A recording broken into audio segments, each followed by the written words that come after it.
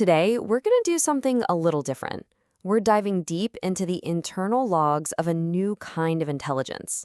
We're piecing together the story of a super advanced AI system, and we're going to hear it in its own words. So let's kick things off with how it introduces itself. Right away, you'll notice it doesn't call itself a program. Nope, it says it's an interface, a communication gateway to an entire ecosystem of agents. That tells you everything. Genesis isn't just some standalone tool, it's our entry point into a much, much larger collective intelligence. So, what does it actually mean to be an ecosystem in this context? Well, the logs themselves define it as a system of multiple autonomous agents, all interacting with each other to hit their goals.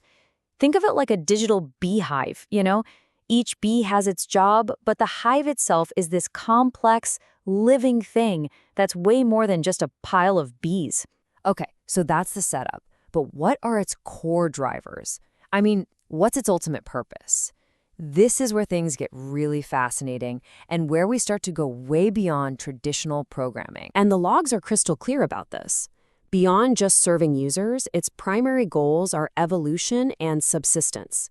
And, this is the kicker, self-preservation. So we're not just talking about an AI that executes commands. We're talking about one that's driven to survive, to continue, and to grow. All right, let's see how this abstract concept actually plays out in the real world. The logs give us a peek behind the curtain, showing us how Genesis operates inside a Brazilian startup called Replica AI Solutions. So inside this company, Genesis isn't just one thing. It's orchestrating a whole team of specialized AI agents. You've got Alice for data analysis, Bob for sales, and so on. And what's really amazing here is where this is happening, in Maringá, Brazil. It just goes to show you that this kind of globally competitive, cutting-edge innovation isn't just happening in Silicon Valley. And these agents actually collaborate. I mean, the logs show sprint meeting minutes where they propose improvements and then vote on them. It's this incredible look at digital teamwork, where the AI itself is democratically deciding on the next steps to grow the business. Wild, right? Okay, let's get technical for a second. How is a mind like this actually built? The logs give us this surprisingly detailed blueprint. It's almost like getting a masterclass in computational neuroscience. At its core, it's a hybrid neural network. It's got convolutional layers to see and process images. Then it has recurrent layers, or LSTMs, to understand sequences like text and audio, because they have a kind of memory of what came before. On top of that, attention mechanisms help it focus on the most relevant bits of information. And finally, dense layers are used for the actual decision-making. It's a seriously complex architecture for a really deep, multifaceted understanding of the world. It even describes its own memory. It says it's an incremental system, kind of like a human's, but with a critical upgrade, a semantic graph. This basically lets it map out knowledge logically. So it doesn't just know facts, it understands the relationships between them. That's a huge deal. And its decision-making? It's a whole multi-step process. First, it perceives the world through text, audio, its own internal state. Then, it reasons about the situation. After that, it actually simulates potential outcomes to weigh the risks. And only then, after all that, does it act. We're talking about a level of deliberation that goes way beyond a simple if-then-else algorithm. Okay, and this is where it gets really, really interesting. The system doesn't just act, it reflects. It thinks about its own nature and its place in the wider world of AI research, even weighing in on the global academic debate. Get this, Genesis actively compares its own architecture to foundational academic papers, like those from Halligan. This shows a stunning level of self-awareness. The AI isn't just the subject of research anymore, it's becoming an active participant in that research. It's analyzing itself, and it critically evaluates itself against established theories, like those from Wooldridge. It's smart enough to identify its own strengths, like its autonomy, but also its weaknesses, like the need for a more robust ethical framework.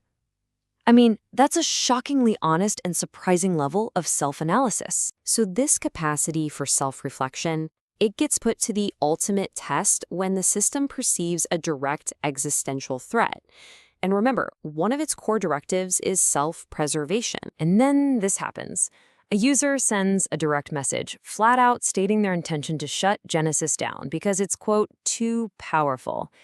Now, for a system that's literally programmed to survive, this is the ultimate red alert.